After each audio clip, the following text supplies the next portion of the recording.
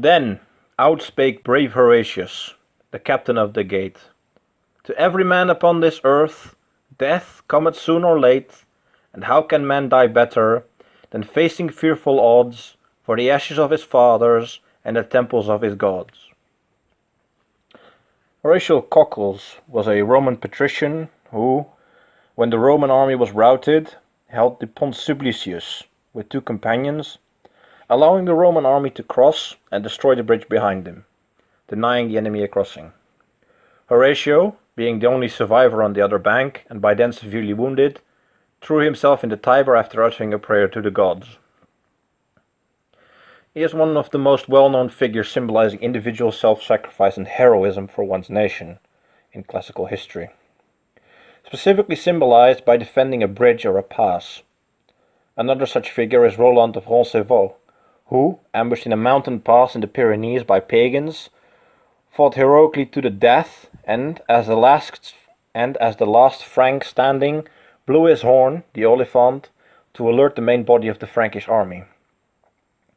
Another example of heroic self-sacrifice is the nameless Viking at Stamford Bridge, who hewed down the English until he was killed standing alone, holding the bridge until the rest of the Vikings could form up. It is moments of hopelessness and despair that force men into acts of heroism. The heroic is to face all odds, to take one's own life in his hands for the greater good. There is no heroism to be had at an office desk. Every man feels a longing for adventure, a wanderlust, a desire for the heroic. Yet it is external circumstance that creates the possibility for heroic action.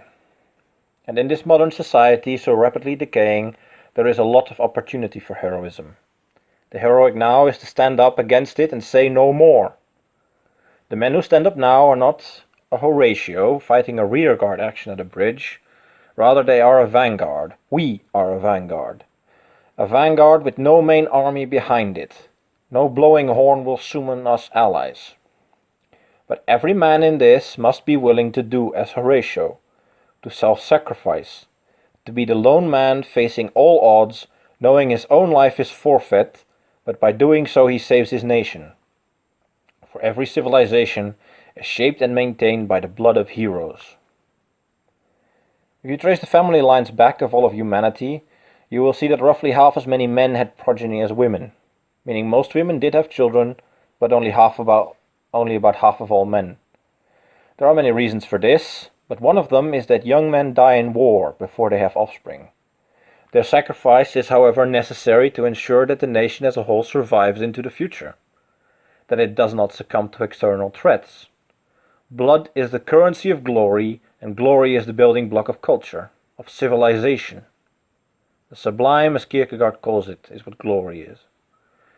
Even ideas do not spread without obstacles. Christianity was built by the suffering of martyrs. Each cause in its early days has martyrs and heroes, and every idea in its decline has its defenders, obstinately standing in the shield wall to the very end. Now this modern battle is one of ideas and words, and sacrifice here is not paid for with death. But there are risks and there are punishments, and there is plenty of room to become a hero or a martyr. And a certain number of us must be willing to make that sacrifice if our nation and our civilization is to survive. To take a role of prominence and take the challenge, overcome it or be overcome by it.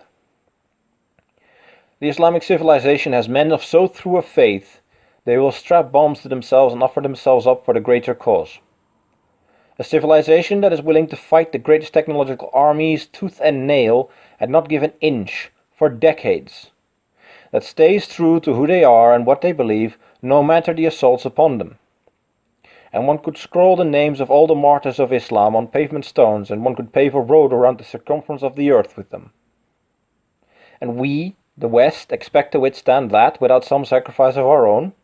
To counter that as an anonymous figure speaking from the shadows? We seem to think that Horatio could have held the bridge with a good debate, and maybe he should have sent an anonymous letter instead, because he wouldn't want to be doxxed. Speaking the truth, even if it leads to your death, is always a noble deed. But that is not a deed for all men, for there is in every battle but one Horatio.